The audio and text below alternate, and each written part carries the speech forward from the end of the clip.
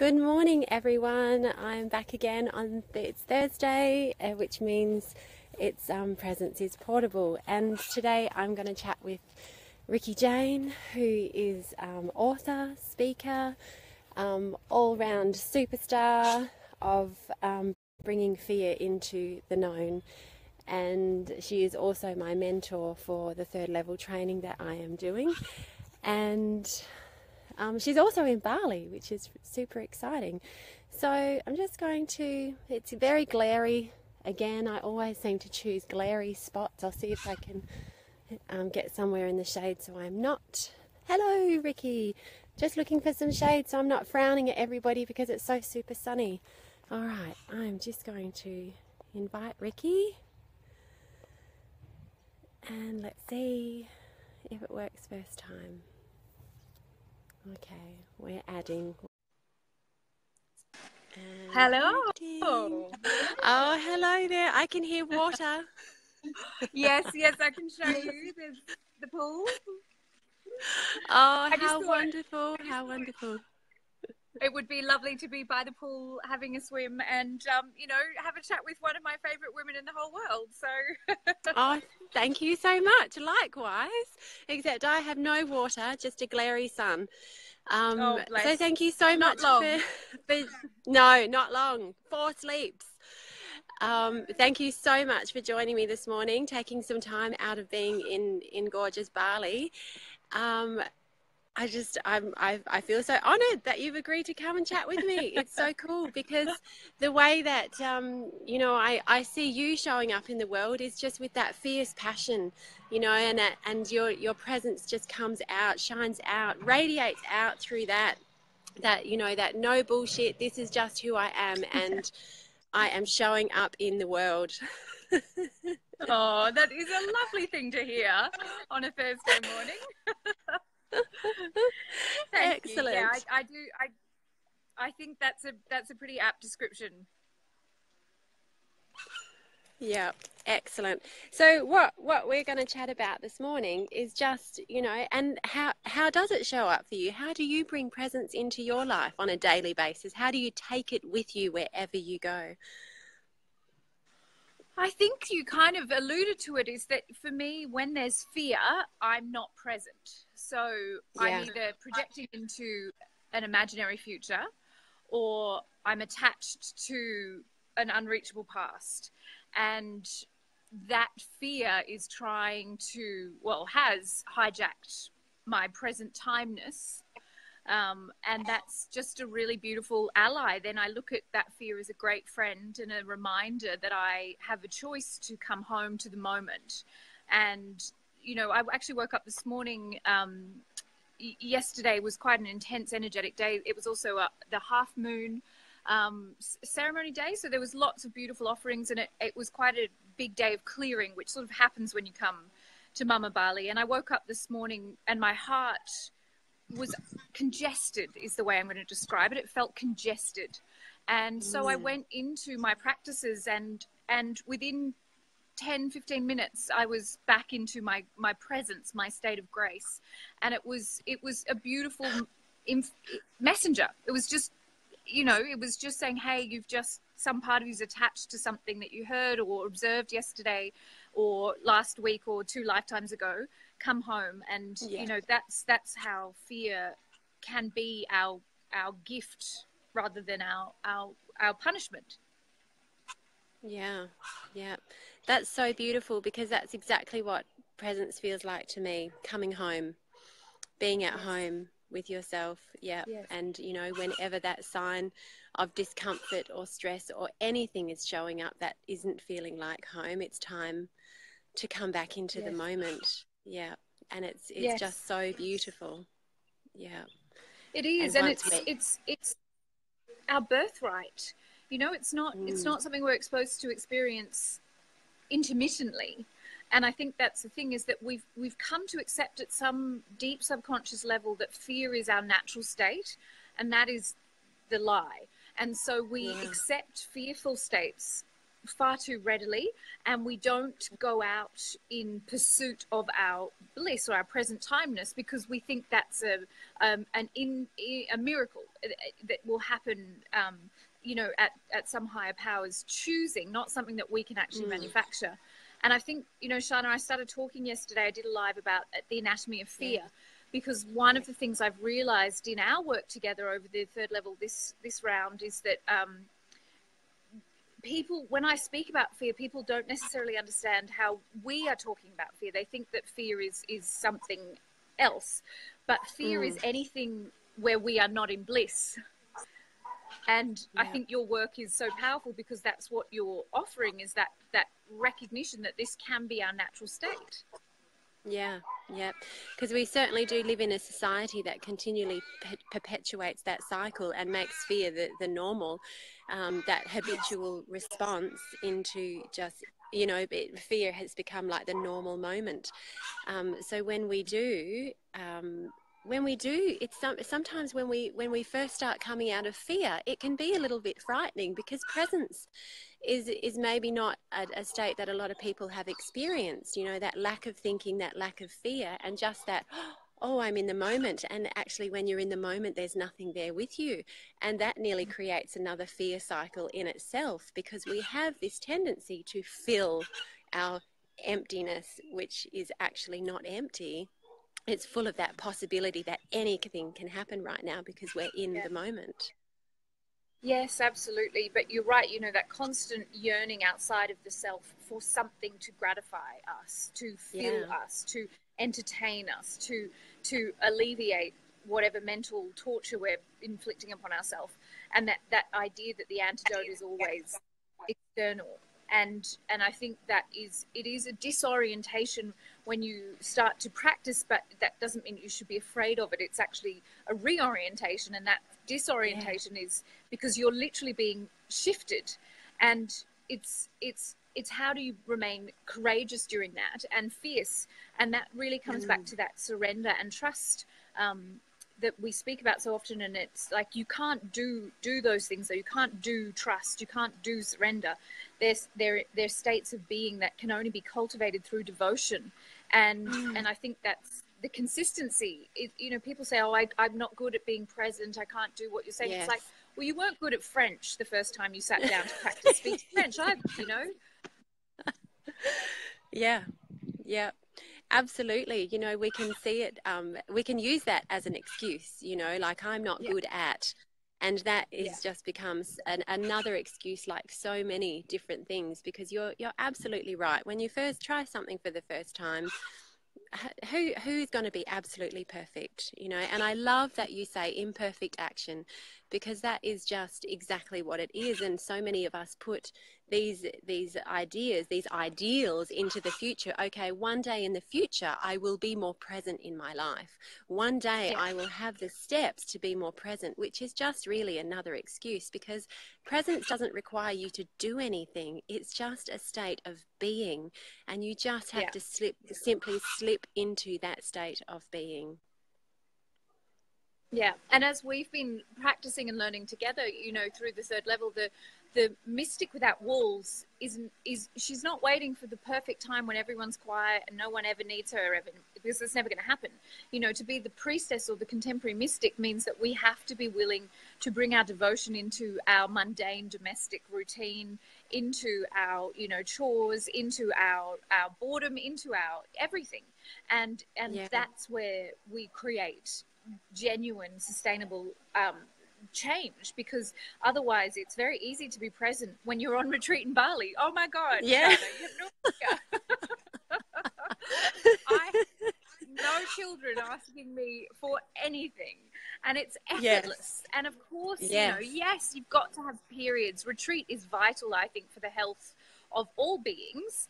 But in terms of, you know, where do we actually do the work? Well, we do the work in our lives, not in avoiding our lives. We don't practice presence to avoid our reality. We practice presence to bring heaven into this now moment. And I think that's also something, as you say, we keep coming up with excuses as to why we can't be present. But that's really just like saying, you might as well just declare yourself dead right now, because whilst you are not present to your life, you're not in your life. Yes, absolutely. And actually that saying that you're dead right now does dying a disservice, I think, actually, because death You know.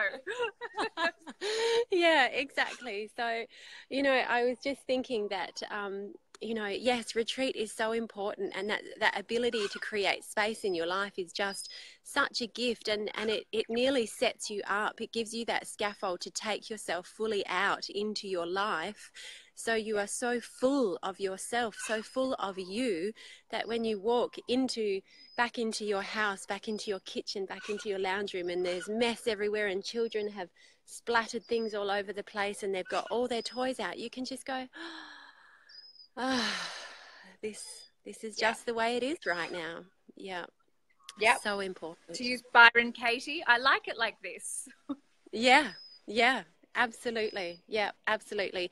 I've been using that a lot with my teenagers lately, who I get a lot of eye rolls from, but they're going to in the future, in the not so distant future, they're going to remember these little things. Yeah. Yeah. Yes, absolutely. Yeah. And it is, with our children and really with anyone, A Course in Miracles says that teaching is demonstrating. It's through the demonstration of our actions, by showing what is possible when you live in that state, by cultivating that inner stillness and demonstrating the possibility of that our children and others are able to see what is possible for themselves, and I think that's how we really change people's hearts and minds. Yes, absolutely. Yes, I've just had a kookaburra just land in the branch in front of me. Aww. So if he begins to laugh, it's great. Yeah, that's what's happening. Gorgeous. Yes, I mean, I so love these kind of chats, because this is the new normal. This is the actual way that we are born to be.